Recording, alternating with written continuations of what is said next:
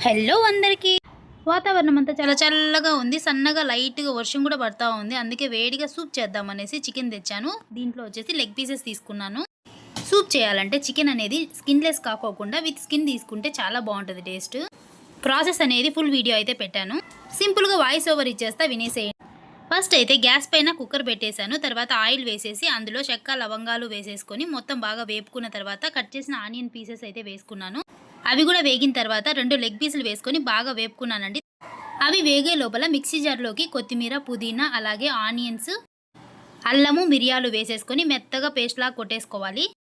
ఈ వేగిన చికెన్ పైన ఆ జ్యూస్ మొత్తం వేసేసి ఒక 4, 5 గ్లాసులు వాటర్ అయితే వేసేసేయాలి. వేసేసి బాగా 4, 5 విజిల్లు వచ్చేంత వరకు ఉంచేసేయండి కుక్కర్‌లో మీడియం ఫ్లేమ్‌లో పెట్టి. ఒక 4, 5 విజిల్ తర్వాత ఓపెన్ చేస్తే మనకు సూప్ రెడీ అయిపోయినట్లే. టేస్టీగా ఎంత రుచిగా వచ్చిందో నిజంగా చూడండి. అసలు ముక్కకి, వెముకకి అనేది ఒక పీస్ కూడా లేదు.